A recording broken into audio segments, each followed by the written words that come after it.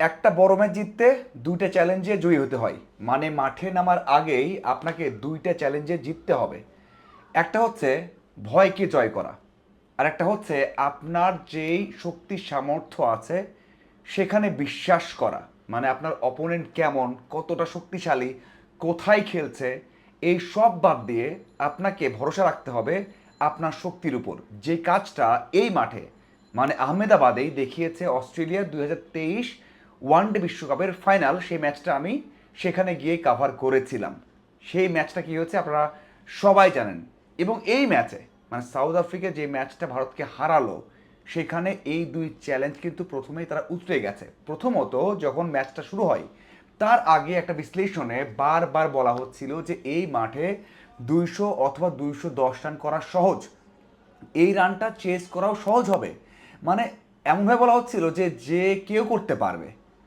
যদি সেটাই হয়ে থাকে, আপনার কি মনে হয় সাউথ আফ্রিকা কি সেই চিন্তা করেছে যে 230, 240 বা 250 করতে হবে? তারা সেই চিন্তা করেনি, সেই ভয়টাও করেনি। তারা চিন্তা করেছে যে আমরা আগে ব্যাট করে যদি এখানে 180, 190, 200 করতে পারি, সেই ম্যাচ জিততে পারি। ওই যে একটা ভয়, সেখানে তারা জয় পেয়েছে বা মাঠে নামার আগেই জিতেছে। এবং আরও একটা বিষয় হচ্ছে যে তাদের শক্তি সামর্থ্যে বিশ্বাস রাখা, যে তারা যেন যে রান করুক তাদের বোলিং অ্যাটাক দিয়ে মানে 180-র উপর করলে তারা সেটাকে ডিফেন্ড করতে পারবে। ওই যে আগে ব্যাট করা যে ভয়টা দূর হয়েছে, ডিফেন্ড করা সেটাও কিন্তু দূর হয়েছে। দেখুন, এমনটা নয় যে তারা পরিকল্পনা করেনি, কারণ এই ভারতকে হারাতে হলে আপনার আগে ব্যাট করে হারাতে হবে। যেখানে পুরো দুনিয়া বলছে যে এখানে যেই দলে টস জিতবে তারা আগে ফিল্ডিং নেবে, কিন্তু সাউথ আফ্রিকা কী করেছে, প্রথম যে ভয়টা জয় করেছে আগে ব্যাট নিয়ে। যদিও তাদের যে শুরুটা হয়েছিল সেটা একেবারে ভালো হয়নি, কারণ 4 ওভার শেষে 20 রানে প্রথম তিনজন নেই। মানে ওপেনার দুজন, সাথে ওয়ান ডাউনের নেই, ডিকক নেই, মার্করাম নেই, সেখানে রিকেলটন নেই। এই সময় কত বড় ধাক্কা! ওই যে 210 রান করতে হবে, 190 করতে হবে, কীভাবে করবে? কিন্তু এটা সাউথ আফ্রিকা, মানে তাদের কিন্তু 9 জন ব্যাট করতে পারে।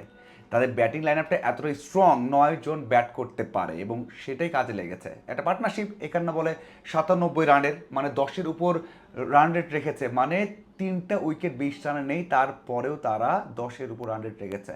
সেখানে মিলার 35 বলে 63, সেখানে 29 বলে ব্রেভিস করেছে 45 রান। কি দারুণ পার্টনারশিপ! মানে ম্যাচ জেতানো যে পার্টনারশিপটা, এটাই করেছে। এরপরে যে কাজটা সেটা কিন্তু করেছেন সেখানে স্টাফস। তিনিও কিন্তু 44 রান করেছেন 24 বলে, এবং শেষের দুইটা ছক্কা আমার কাছে মনে হয়েছিল যে এই ম্যাচটা ক্লোজ হলে ওই দুই ছক্কাতেই ম্যাচটা জেতাবে।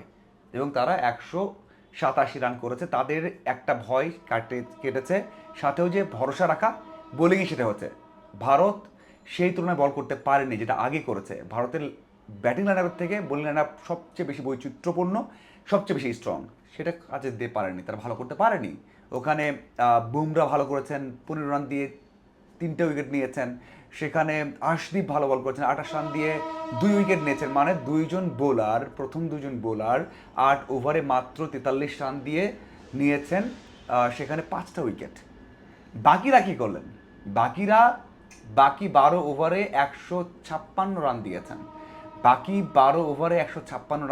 বাকি বোলাররা, সেখানে তারা ভালো করতে পারেননি। আপনি বরুণের কথা বলা হোক না কেন, সেখানে বাকি যে বোলাররা বল করেছেন তারা কেউই কিন্তু ভালো করতে পারেনি।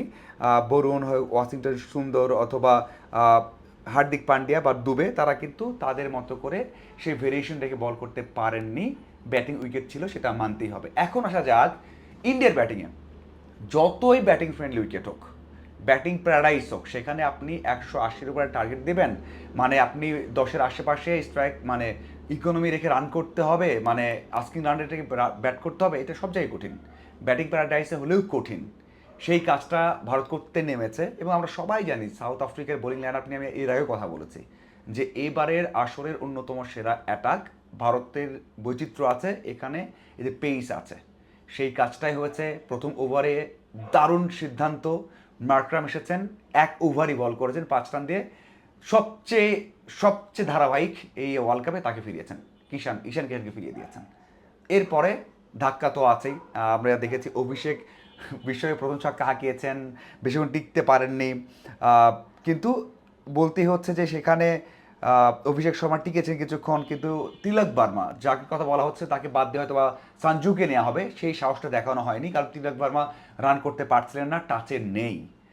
ওই যে ইন্ডিয়ার ব্যাটিং মানেই কিন্তু গেল কয়টা ম্যাচে হয়েছে কি, কিছু রান করেছেন ক্যাপ্টেন, সেখানে সূর্যা কুমার, ধারাবাহিকভাবে রান করেছেন ঈশান কিষান, দুবে শেষের দিকে ফিনিশ করেছেন, এভাবেই চলেছে। হার্দিক পান্ডিয়া কেমিও খেলেছেন, কিন্তু ধারাবাহিকভাবে রান করা, ভয় জাগানো রান করা, সেটা কেউ করতে পারেননি। এরকম ম্যাচ জিততে হলে কিন্তু আপনাকে দুইজনকে ভালো করতে হবে। সেই দুইজনকে, ওই যে তিনজন চারজন রান পাচ্ছিলেন, মানে মিডিয়াম রান পাচ্ছিলেন, তার মধ্যেই তো করতে হবে। সেখানে ঈশান কিষান ব্যর্থ হয়েছেন, আগে থেকেই ব্যর্থতার মধ্যে ছিলেন। অভিষেক শর্মা ওয়ার্ল্ড কাপ বাজে গেছে, টান তিনটা ডাক মেরেছেন। এরপর যে ব্যাটার সূর্য কুমার ওই ভালোভাবে খেলতে পারেনি, তিলক ভার্মা তো রান করতেই পারেননি। এরপর যদি ধরা হয় যে হার্দিক পান্ডিয়ার ভরসা, দুবের ভরসা, দুবে কিছুক্ষণ চেষ্টা করেছেন যে হয়তো বা ভালো কিছু করা যায় কিনা, 42 রান করেছেন 37 বলে, শেষ পর্যন্ত পারেননি। মাত্র 111 রানে ভারত অল আউট হয়ে গেছে। ভারত শেষ 111 রানে বড় ব্যবধানে তাদের হারতে হয়েছে। 76 রানের বড় ব্যবধানে, রান রেটেও কিন্তু সাউথ আফ্রিকা অনেকটা এগিয়ে গেল, মানে সেমিতে যাওয়ার পথেও অনেকটা এগিয়ে গেল। এখন আসলে বোলিং বিশ্লেষণে যদি বোলিং আমরা দেখি, ইয়ানসেন ওই যে একটা ওভার বল করেছেন মার্করাম করে, মেইন ব্যাটারকে আউট করে দিয়েছেন। এরপরে তার ভরসা পেয়েছে, তিলক ভার্মা ফিরে যাচ্ছেন, নিজে উইকেট দিয়ে যাচ্ছেন। ইয়ানসেন 4টা উইকেট নিয়েছেন 22 রান দিয়ে, কি দারুণ বল করেছেন। এরপর যে বোলিং লাইনআপটা যদি দেখেন আপনি একটু, রাবাদা, এনগিডি, মহারাজ, বোচ আসেন, 3 ওভারে 12 রান দিয়ে 2 উইকেট নিয়েছেন। মানে তাদের তো বোলিং লাইন আপটা ওয়ার্ল্ডের বেস্ট বললাম, ওয়ান অফ দ্য বেস্ট।